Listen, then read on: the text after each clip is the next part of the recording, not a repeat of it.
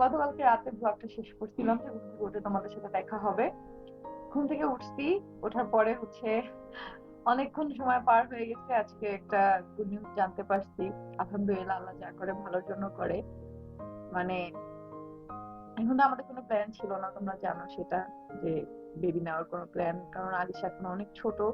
আর যেখানে একটা নিয়মে একটা বাবুর অন্তত ডেলিভারির 2 বছর, 2 থেকে 3 বছর পরে নেক্সট বেবি নিতে হয়। বাট আল্লাহ চাইলে তো কারো কিছু করার নাই। যে আমার একটু সন্দেহ হচ্ছিল, যার জন্য আমি সকালে হচ্ছে টেস্ট করি, আর হচ্ছে রেজাল্ট পজিটিভ আসছে। আমি তোমাদের সাথে একটু শেয়ার করি। আজকে একসাথে আমার দুইটা সুখবর, দুইটা খুশির খবর বলতে পারো। এটা হচ্ছে সব থেকে বড় খুশির খবর। একটা মা আর একটা মেয়ে যতবারই মা হবে না কেন, প্রতিবারই সেটা সুখবর। আলহামদুলিল্লাহ, আলহামদুলিল্লাহ, আলহামদুলিল্লাহ।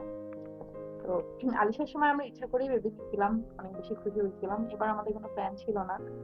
বাট একটা জিনিস যেটা আমি অনেক বেশি কষ্ট পাইছি, একজন একটা কথায় সে বলছিল নাকি যে আমার নাকি কোনোদিন বেবি হবে না। ভাই, আমার দুইটা বেবি অলরেডি আছে, তো আমার কেন বেবি হবে না, আমার কি সমস্যা হবে?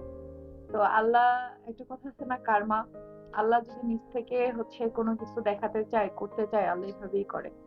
আমি এটা দেখে জাস্ট আমি কান্না করে দিছি। আমি তোমাদের ভাইয়ার সাথে শেয়ার করছি, তোমাদের ভাইয়া জাস্ট বলছে কোনো কথা হবে না, আল্লাহ দিছে আর আমরা রেখে দিব, আমরা বেবি নষ্ট করবো না। তোমাদের ভাই এই কথাটা বলে আমাকে জড়ায় ধরছে। বিশ্বাস করো, আসলে আমি এটা দেখে আমি কান্না করে দিচ্ছি।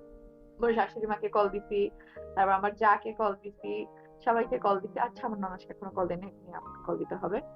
তো আমি যার যার কথা মাথায় ছিল আমার অ্যাডমিনদেরকে জানাইছি। আর তোমাদের ভাইয়া তো পোস্টই দিয়ে দিচ্ছে কালকে ওর আইডিতে, তারপর টিয়া পেজে।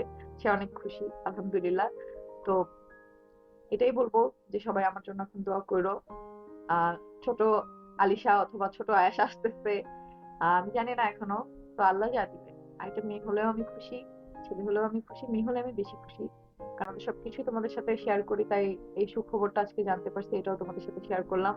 এটাই বলবো যে আমি এই ব্যাপারটা খুব কষ্ট পাইছিলাম। অনেকে পোস্টে কমেন্ট করছে, আপু একজন তো, আমি তার নামও নিতে চাই না, বলছিল তোমার নাকি আর বাচ্চা হবে না। আমি জানি না এই মিথ্যা কথা সে কেন বলছে। ভাই, আমার দুইটা বেবি অলরেডি আছে, তো আমার কেন বাচ্চা হবে না? তো এই যে আল্লাহ এখন দিয়ে দিচ্ছে, তো আল্লাহর প্ল্যান হচ্ছে সব থেকে সুন্দর, এটাই বলবো।